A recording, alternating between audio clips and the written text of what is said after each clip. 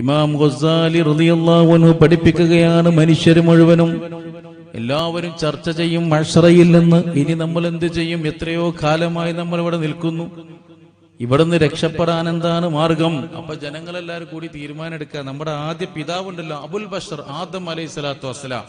ഇത് നമ്മളൊക്കെ മദ്രസയിൽ നിന്ന് പഠിച്ചൊരു വിഷയമാണ്, ആദം നബിയുടെ അടുത്തേക്ക് പോകുമെന്നുള്ളത്.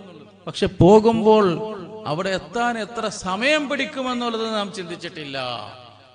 ഗസാലി ഇമാം പറയുകയാണ്, പഠിപ്പിക്കുകയാണ്, അബുൽ ബസർ ആദം അലൈഹി സ്വലാത്തു വസ്സലാമിന്റെ അരികിലേക്ക്, നമ്മുടെ പിതാവിന്റെ അരികിലേക്ക് നാം എത്തണമെങ്കിൽ 1000 വർഷം പിടിക്കുമെന്നാണ് പറയുന്നത്. ഇത് ഞാൻ പറയുന്നതല്ല, 1000 വർഷം. ഇവിടെ ആകെ 60-70 കൊല്ലമുള്ളൂ. 1000 കൊല്ലം പിടിക്കും ആദം നബിന്റെ അടുത്തെത്താൻ. അങ്ങനെ ആദം നബി അലൈഹി സ്വലാത്തു വസ്സലാമിന്റെ അരികിൽ എത്തുമ്പോ അവിടുന്ന് പറയുന്ന മറുപടി ഒക്കെ നമുക്ക് അറിയുന്ന കാര്യമാണ്. നിങ്ങൾ പൊയ്ക്കോളി, നഫ്സി നഫ്സിയാണ്, എന്റെ കാര്യം തന്നെ ബേജാറിലാണ് ഞാൻ, അതുകൊണ്ട് നിങ്ങൾ പൊയ്ക്കോളൂ. എങ്ങോട്ടാ വിടുകയെന്നറിയോ? ആദം നബി അലൈഹി സ്വലാത്തു വസ്സലാം പറയും, മുർസലീങ്ങളെ കൂട്ടത്തിൽ ഏറ്റവും പ്രായമുള്ള പ്രവാചകനാണ് നൂഹ് അലൈഹി സ്വലാത്തു വസ്സലാം. അതുകൊണ്ട് നിങ്ങൾ നൂഹ് നബിയുടെ അരികിലേക്ക് പോകുവീൻ. അപ്പോ കോടാനക്കോടി ജനങ്ങൾ മുഴുവനും പോവുകയാണ് ഇലാ ഹദ്റത്തി നൂഹ് അലൈഹിസ്സലാം.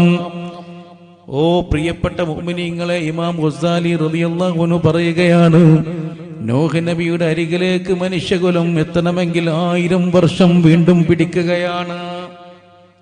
അപ്പൊ 2000 കൊല്ലമായി മഹ്ശറയിൽ നാം ചുട്ടുപഴുക്കുന്ന സൂര്യന്റെ ചുട്ടുപഴുക്കുന്ന ചൂടേറ്റുകൊണ്ട് അതിശക്തമായ ചൂട് അടിയിൽ നിന്നും ആ ബീഭത്സകരമായ രംഗത്തിൽ തളരുന്നു, തകരുന്നു, വിയർത്ത് കുളിക്കുന്നു, വല്ലാത്ത അവസ്ഥയാണ്.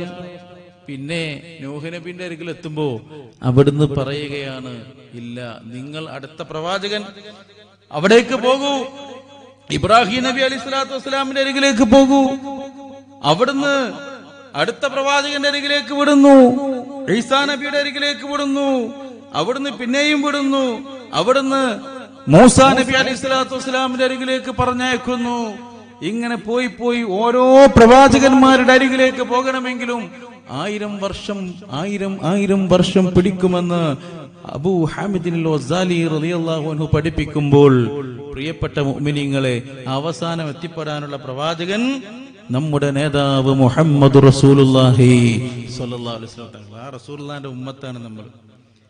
ആ റസൂലുള്ളാഹിന്റെ മേലിൽ ഒരു ദിവസം 1000 സ്വലാത്ത് ചൊല്ലുന്ന ഒരു മനുഷ്യനുണ്ടെങ്കിൽ ഈ പറയപ്പെടുന്ന ഇത്രയും ആയിരക്കണക്കിന് കൊല്ലങ്ങളൊക്കെ ചെറിയ ദിവസങ്ങളായിട്ട്, മണിക്കൂറുകളായിട്ട് അനുഭവപ്പെടുള്ളൂ. ഒരു ദിവസം 1000 സ്വലാത്ത് ചൊല്ലുന്ന മനുഷ്യനുണ്ടെങ്കിൽ, മൻ സ്വല്ല അലയ്യ അൽഫ സ്വലാത്ത് സഅഹമത്ത് ഖത്ഫുഹു ഖത്ഫി അലാ ബാബിൽ ജന്ന. എന്റെ മേലിൽ 1000 സ്വലാത്ത് ചൊല്ലുന്ന മനുഷ്യനും ഞാനും, സഅഹമത്ത് ഖത്ഫുഹു ഖത്ഫി, അവന്റെ തോളും എന്റെ തോളും പരസ്പരം കൂട്ടി ഉരതും, അലാ ബാബിൽ ജന്ന, സ്വർഗത്തിന്റെ കവാടത്തിൽ വെച്ച്, അഥവാ ഞാനും അവനും ഒരുമിച്ച് സ്വർഗത്തിൽ കടക്കുമെന്ന് ഷഫീഉൽ വറ റസൂലുള്ളാഹി സ്വല്ലല്ലാഹു അലൈഹി വസല്ലം തങ്ങൾ പഠിപ്പിക്കുകയാണ്. 1000 സ്വലാത്ത് ഒരു ദിവസം ചൊല്ലാൻ ആകെ 1 മണിക്കൂർ സമയം വേണ്ട. സ്വല്ലല്ലാഹു അലൈഹി മുഹമ്മദ് സ്വല്ലല്ലാഹു അലൈഹി വസല്ലം, അതൊരു സ്വലാത്താണ്. മഹദിയായിരിക്കുന്ന ഫാത്തിമ ബീവി ചൊല്ലിയിരുന്ന ഒരു സ്വലാത്തുണ്ട്, അല്ലാഹുമ്മ സ്വല്ലി അലൻ നൂരി വ അഹ്ലിഹി. സിമ്പിളായ സ്വലാത്ത്, അല്ലാഹുമ്മ സ്വല്ലി അലൻ നൂരി വ അഹ്ലിഹി. അലന്നൂർ, അന്നൂർ പ്രകാശം. റസൂലുള്ളാഹിനെ പ്രകാശം എന്നാ പറയുന്നത്. റസൂലുള്ളാഹിന്റെ മേലിൽ വ അഹ്ലിഹി, അവരുടെ അഹ്ലിന്റെ മേലിലും പടച്ചവനെ നീ സ്വലാത്ത് ചൊല്ലൂ. സിമ്പിളായ സ്വലാത്ത്.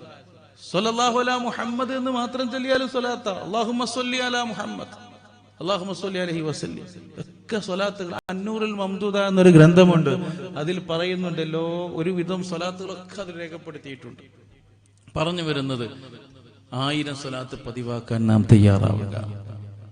ഇനി ഒരാൾക്ക് 1000 പറ്റുന്ന ആളുകൾ, അത് റസൂലുള്ളാഹിന്റെ കൂടെ സ്വർഗത്തിൽ കിടക്കാം. 100 ചൊല്ലാൻ പറ്റുന്നവർക്ക് അങ്ങനെയും ചൊല്ലാം. മൻ സ്വല്ല അലയ്യ മിഅത്ത സ്വലാത്ത്, മൻ സ്വല്ല അലയ്യ മിഅത്ത സ്വലാത്ത്. നേരത്തെ മൻ സ്വല്ല അലയ്യ അൽഫ സ്വലാത്താണ്. 1000 സ്വലാത്ത് എന്റെ മേലിൽ ചൊല്ലിയാൽ സഅഹമത്ത് ഖത്ഫുഹു ഖത്ഫി അലാ ബാബിൽ ജന്ന. ഇത് മൻ സ്വല്ല അലയ്യ മിഅത്ത സ്വലാത്ത്. അത്തർഗീബ് തർഗീബ് എന്ന ഗ്രന്ഥത്തിൽ കാണാം ഈ സംഭവം, ഈ സ്വലാത്ത്. നേരത്തെ പറഞ്ഞത് റൗദുൽ ഫായിഖ് എന്ന ഗ്രന്ഥത്തിന്റെ തുടക്കത്തിൽ കാണാം 1000 സ്വലാത്തിനെ പറ്റി പറഞ്ഞത്. എന്റെ മേലിൽ 100 സ്വലാത്ത് ഒരു മനുഷ്യൻ ചൊല്ലിയാൽ കതബല്ലാഹു ബൈന ഐനൈഹി ബറാഅത്തൻ മിനന്നാർ വബറാഅത്തൻ മിനൻ നിഫാഖ് വഅസ്കനഹുല്ലാഹു യൗമൽ ഖിയാമത്തി മഅ ശുഹദാ. കണ്ടോ റസൂലുള്ളാഹി പറയാൻ എന്തൊരു നല്ല ഹദീസാണ്, എന്തൊരു പ്രഖ്യാപനമാണ്. 100 സ്വലാത്ത് പതിവാക്കുന്ന ആളുടെ 2 കണ്ണുകളുടെ ഇടയിലും കതബല്ലാഹു ബൈന ഐനൈഹി ബറാഅത്തൻ മിനന്നാർ, ഇവൻ നരകമോചിതനാണ് എന്ന് അള്ളാഹു എഴുതി വെക്കും. അതുപോലെ തന്നെ നിഫാഖിൽ നിന്ന് മോചിതനാണ് എന്ന് അള്ളാഹു എഴുതി വെക്കും. കഴിഞ്ഞില്ല, വസ്കനഹുല്ലാഹു യൗമൽ ഖിയാമത്തി മഅ ശുഹദാ, ശുഹദാക്കളോട് കൂടെ അവനെ നിർത്തുകയും ചെയ്യും. അവിടെയാണ് നമ്മളിങ്ങനെ നടക്കാൻ, ആയിരക്കണക്കിന് വർഷങ്ങൾ നടക്കാൻ ഓരോ പ്രവാചകന്മാരുടെ അരികിലേക്കും. അപ്പൊ ശുഹദാക്കൾ ഉണ്ടാകും. നമ്മുടെ മുട്ടിച്ചിറ ശുഹദാക്കൾ, ഓമാനൂർ ശുഹദാക്കൾ, മലപ്പുറം ശുഹദാക്കൾ തുടങ്ങി അസ്ഹാബുൽ ബദരീങ്ങൾ, ഉഹദീങ്ങൾ, ഖന്ദഖീങ്ങൾ തുടങ്ങി എല്ലാ ശുഹദാക്കന്മാരും അവിടെ അർശിന്റെ തണലിൽ ഇങ്ങനെ വിശ്രമിക്കാൻ. ആ ശുഹദാക്കളെ കൂട്ടത്തിലാണ് ചാൻസ് ആർക്ക്?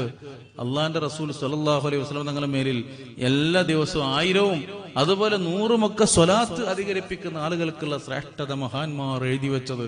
ഇതൊക്കെ അള്ളാന്റെ റസൂൽ സ്വല്ലല്ലാഹു അലൈഹി വസല്ലം തങ്ങൾ തന്നെ പറഞ്ഞ ഹദീസാണ്.